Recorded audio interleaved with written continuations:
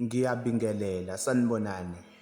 Ngiyabingelela uDr. Tentrupulwan uDlamini eGoli. Umhlaziyi wamaphupho lona ozimele. Ngokuhlaziya kwamaphupho ngokungacakeli, ngokujula nangesipho.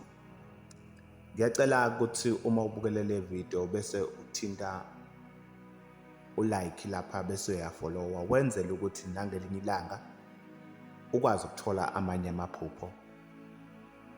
Namhlanje asike sibheke amaphupho aletha ububi kumuntu noma abika isicitho noma abika inhlupheko phezu kwesimo sento owumuntu.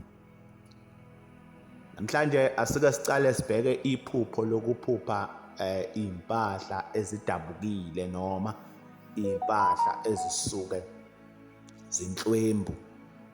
Lelo phupho lelo lisuke likubikela phezu kwesimo sento eyimpilo yakho ukuthi kunobunzima ozobhekana nabo empilweni kakhulu futhi okuzoba nzima. Leli phupho leli lisuke likubikela ukuthi kukhona izinto ekufuna uzilungise, kuyaphuthuma noma kuyashesha, impilo yakho isengcupheni phezu kwesimo sento eyimpilo yakho. Sibheke iphupho lokuphupha indlu yangenhla noma uphupha amasimba.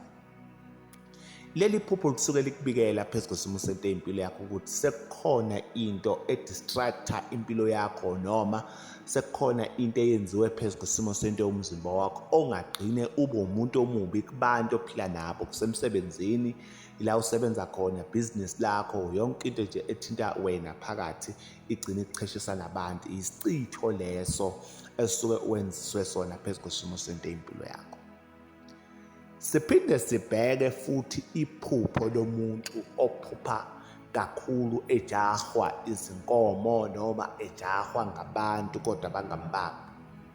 Leli phupho liyabika kuwe ukuthi kunabantu abakusebenzisela imithi ezithebula phezu kwesimo sento eyimpilo yakho ngoba ungagcina mhlawumbe impilo yakho isafareka kanti kunomuntu okusebenzisela ukukuthebula noma waye enyangeni, inyanga yabona iziphiwo zakho, inyanga yabona amandla akho yasigcina isefuna ukukuthebula, ithatha amandla akho. Babaphupho-ke abalekile ukuthi mawaqala waphupha bese ufuna uncedo noma usizo phezu kwesimo sento eyimpilo yakho. Ukuphupha-ke futhi ulwa nabantu ngaso sonke isikhathi. Leli phupho linalo libika isicitho phezu kwesimo sento eyimpilo yakho. Kukhona into engenziwanga kahle phezu kwesimo sento eyimpilo yakho engahlalisile impilo yakho kahle.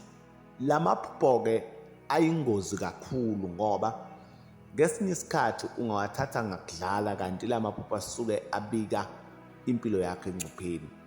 Ngibonke, ngizophinde kulandele namanye amaphupho. Ngicela ukuthi ni like nikhomente ngikwazi ukuthi ningiphe amaphupho enu ngendlela enifisa ngayo. Inkosi mayinibusise. Ningakhohlwa-ke ngomhla ka-29 lo siya kuwo ngizobe ngise Cape Town, eKapa lodumo. Abangidingayo abaseKapa ngizobe ngiseKapa, abafuna izinto zenhlanhla, abafuna inhlambuluko ngizobe ngiseKapa. Inkosi mayinibusise. Amen.